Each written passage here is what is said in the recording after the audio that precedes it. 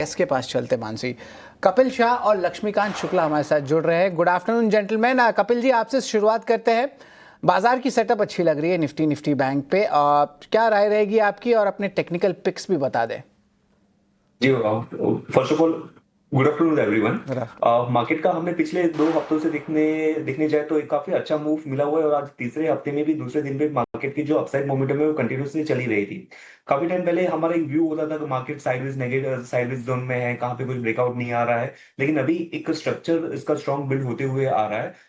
Market जब तक 24,800 के ऊपर सस्टेन करती है तब तक एक पॉजिटिव व्यू हम मेंटेन करके चल रहे हैं, और जैसे ही 25,250 का जो लेवल है वो ऊपर में निकलता है तो फर्दर पॉजिटिव मोमेंटम और उसमें जुड़ सकती है, और पोटेंशियली 25,500 25,600 तक की हम एक अपसाइड मोमेंटम देख रहे हैं मार्केट में। और मार्केट बाय ऑन डिक्लाइन जैसा अभी सेटअप बन चुका है।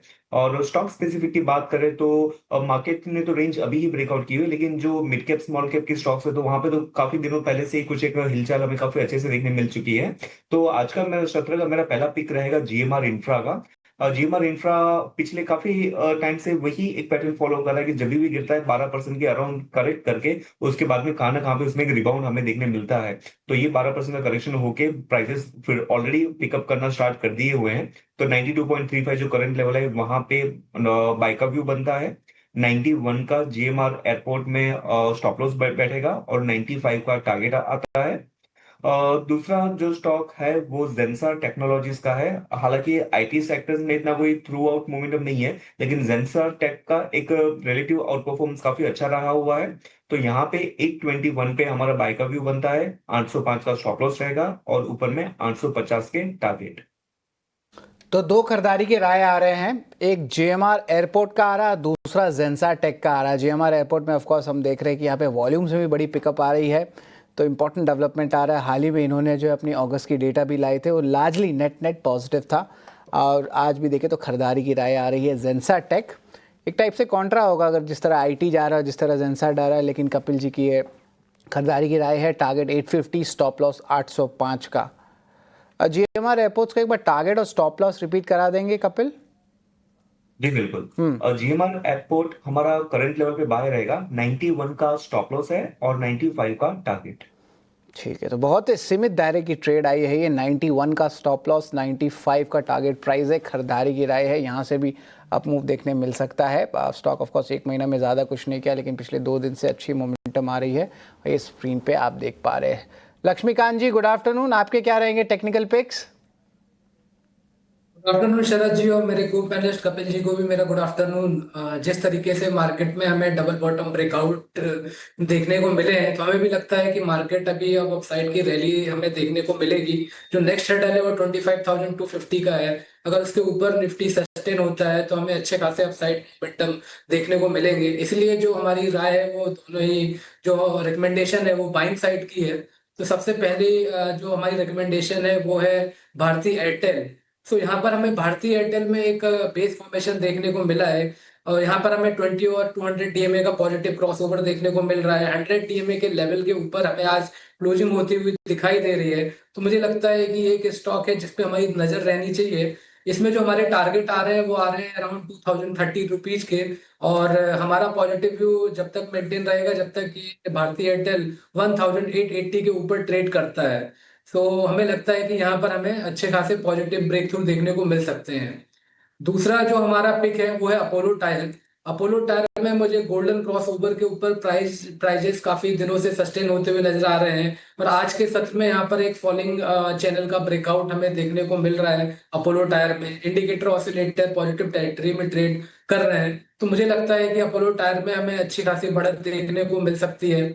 और इसमें जो हमारे टारगेट निकल कर आ रहे हैं वो निकल कर आ रहे हैं अराउंड दी लेवल्स ऑफ 515, और हमें 470 का स्टॉप लॉस मेंटेन करना है इसमें ट्रेड लेते समय।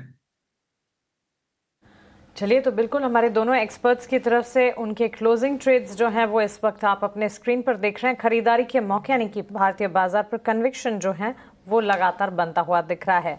आइए कुछ स्टॉक्स जो कि खबरों के दम पर एक्शन में हैं उन स्टॉक्स का जिक्र करते हैं। और आज सुबह से इनफैक्ट कल से ही एल&टी के स्टॉक प्राइस पर फोकस है, बिकॉज कल एक खबर आई थी इन दी सेकेंड हाफ, और वो खबर थी कि कंपनी को ऑर्डर मिले हैं कुछ। अब इस खबर पर क्लैरिटी भी आ चुकी है। एनपीसीआईएल से कंपनी को ऑर्डर्स मिले हैं 1000 से 2500 की करोड़ की रेंज में।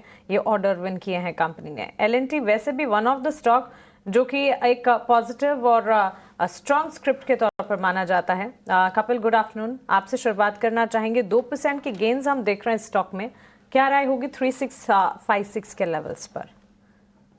जी, बेसिकली अभी के मार्केट का जो राइज हमें देखने मिल रहे हैं, तो जो लीडर्स हैं वो तो काम कर ही रहे हैं, लेकिन जो पिछले टाइम में जिसने अंडर परफॉर्मेंस किया हुआ था, कि लेट्स से कि कैपिटल गुड स्टॉक्स है, तो एबीबी, एलटी के तो हालांकि टाइम वाइज करेक्शन इसने काफी देखा हुआ था, लेकिन बाकी सारे स्टॉक्स में एक्सेप्ट क्यूमिंस, बाकी सारे स्टॉक्स में एक प्राइस वाइज करेक्शन हमें देखने मिला हुआ था। लेकिन पिछले कुछ दिनों से सीपीएससी स्टॉक्स हैं और या फिर कैपिटल गुड स्टॉक्स है, वहां पे काफी अच्छा एक ट्रैक्शन देखने मिल रहा है। एलईडी का भी स्टॉक प्राइस में जो बीच में डिक्लाइन मोमेंटम आए थे 3225 के अराउंड, काफी अच्छे सपोर्ट थे, लॉन्ग टर्म मूविंग एवरेज के सपोर्ट थे, तो वहां से हमें कंटिन्यूसली एक पॉजिटिव मोमेंटम देखने मिल रही है।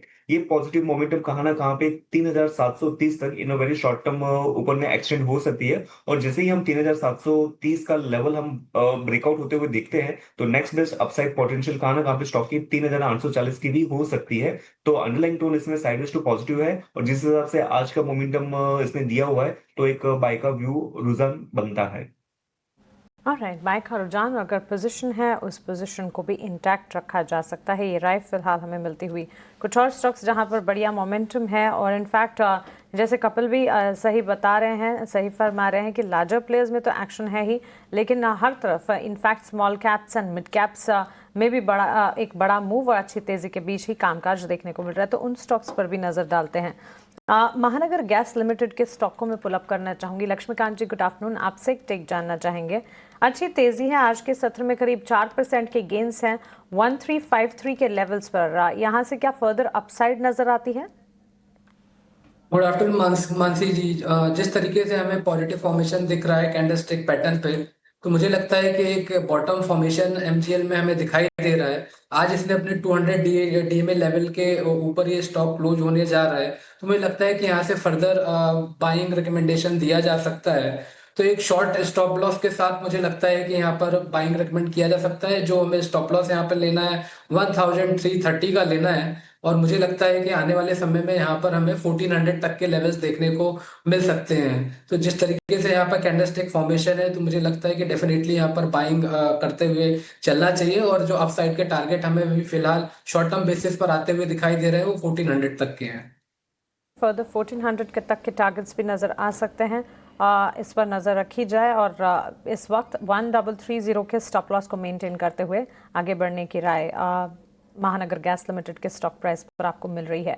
इसके अलावा कुछ और स्टॉक्स की अगर बात करें जहां पर खबरों के दम पर अच्छा खासा एक्शन देखने को मिल रहा है, इस लिस्ट में लॉजिस्टिक्स से जुड़े स्टॉक्स भी हैं। कपिल, एजिस लॉजिस्टिक्स के स्टॉक को पुल अप करना चाहेंगे। वैसे आज सुबह से डिलीवरी और एजिस लॉजिस्टिक्स दोनों में ही मजबूती थी।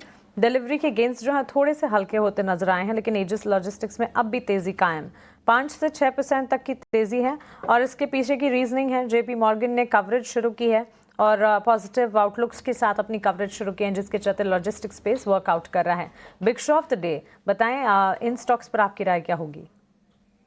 जी, बेसिकली एजिस लॉजिस्टिक देखने जाए तो उसका जो सेक्टर मींस वो एक सेक्युलर ट्रेंड में ही रहा हुआ है, काफी अच्छे अपसाइड मोमेंटम में रहा हुआ है, लेकिन पिछले 1.25 साल से स्टॉक एक स्टेगनेंसी की फेज में है, क्योंकि इतना अच्छा मूव होने के बाद में कहां ना कहां पे वो अपने प्रीवियस गेन को डाइजेस्ट करने के लिए स्टॉक प्राइस कहां ना कहां पे टाइम वाइज करेक्ट होते हैं।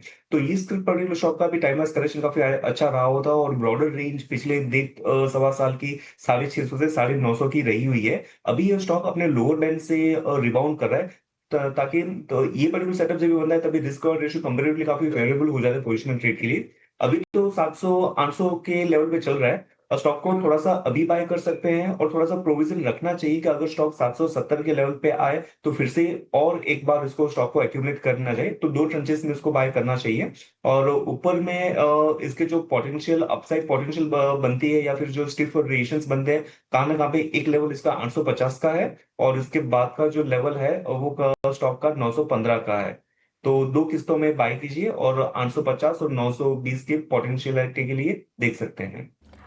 ओके तो चलिए ये राय लॉजिस्टिक्स स्पेस पर फिलहाल हमें मिलती हुई लेकिन चलिए ऑन दिस नोट हम एक छोटे से ब्रेक के लिए रुक रहे हैं। बाजार में तेजी जारी है और इस तेजी पर लगातार हमारे एक्सपर्ट से हम सवाल जवाब का सिलसिला जारी रखेंगे इस छोटे से ब्रेक के बाद।